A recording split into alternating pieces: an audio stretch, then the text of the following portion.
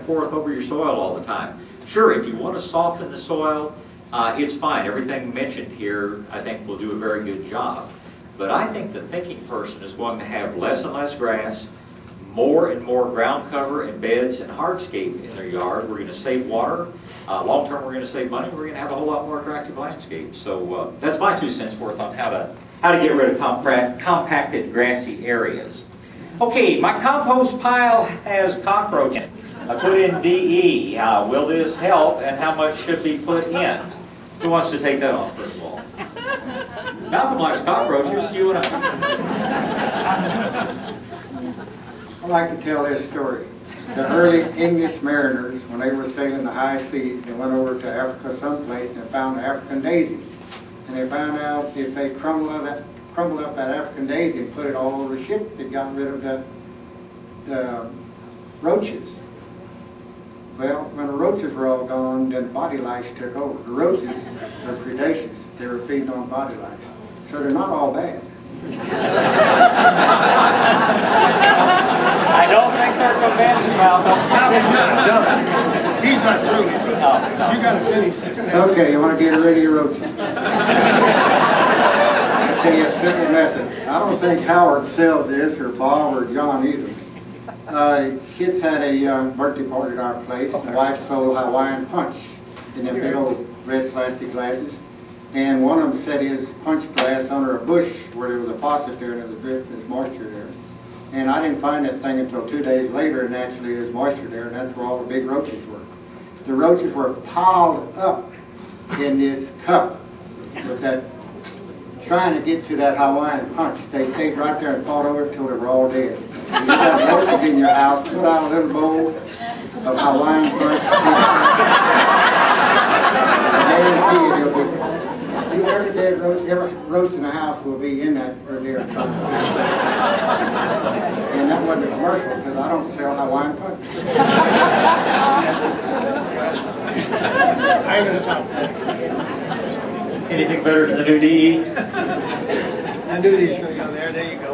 Well, yeah, it's unbelievable how it works. But another way you can do it, and I've got a picture of it, I think. We may have put it in the bug book, Malcolm, of the boric acid and DE in the bottom of a jar. They'll go in and get that, and they'll just pile up in a jar as well. If you put some kind of an attractant in there, and then either boric acid or DE around it, that works as well.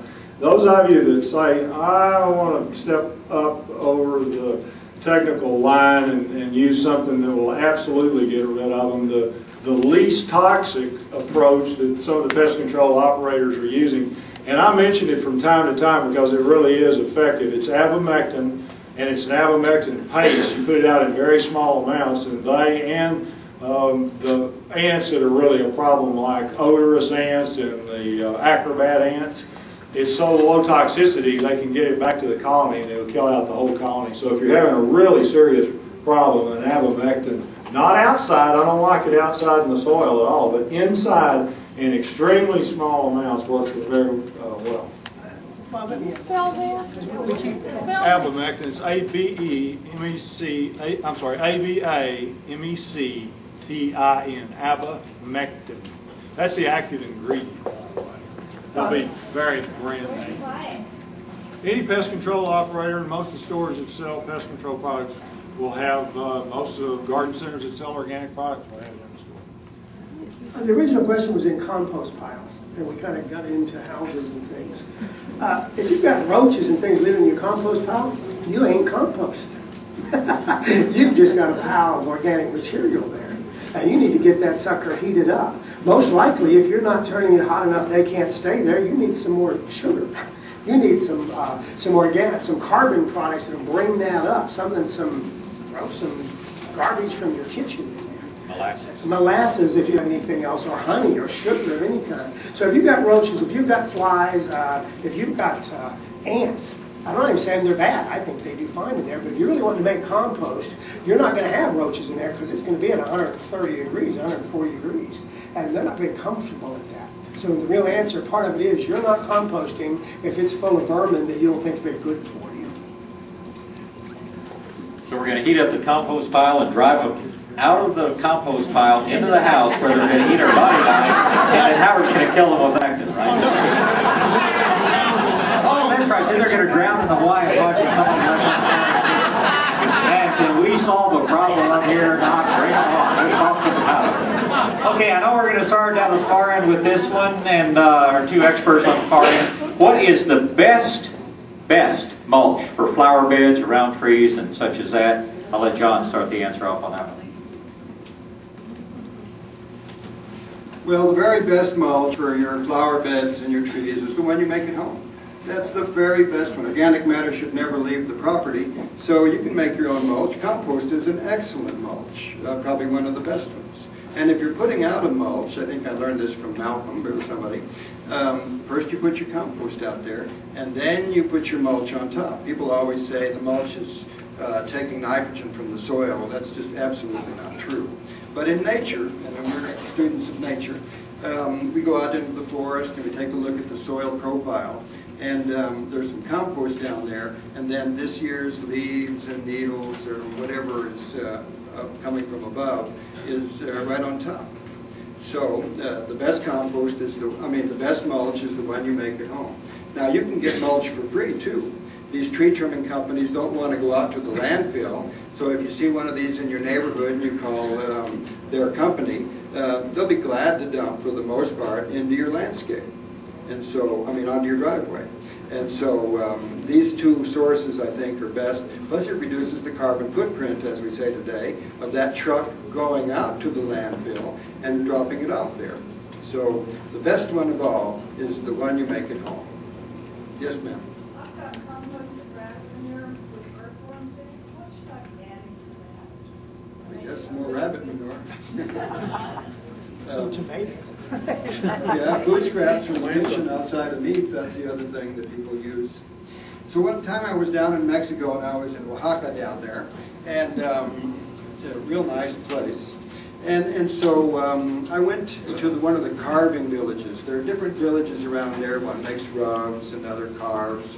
And so I went into one of the carving villages just to see how these families operate and what they were doing. And so one of the young men in this family, for whatever reason, thought maybe I was a gardener. So he takes me out back, and there is a cow out there, and the cow manure was always stacked up, and they raised their earthworms in that. And so he said, let me show you something in Spanish about how I get the earthworms out of there and then feed the pile again.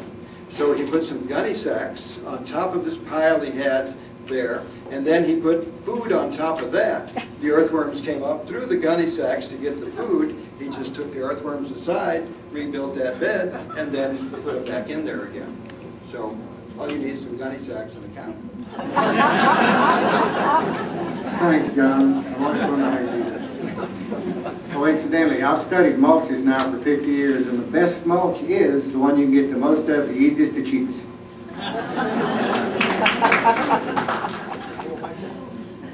Stuart, you say a word about that, because you deal with people in agriculture, the people who need compost or mulch for acreage. What are they going to do?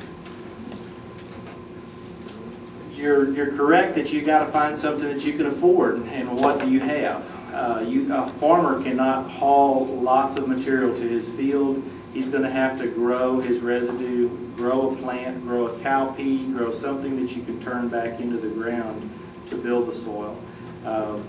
You cannot haul enough material to build a dead soil if you're a farmer. You have to start off small and work your way up. We do have a good product that is being used by farmers, which is pelleted pasteurized poultry manure, and it is affordable, but it's still pricey, and the large growers cannot put it on in the volumes that they would like to. Typically we have people using about 500 to 1,000 pounds per acre.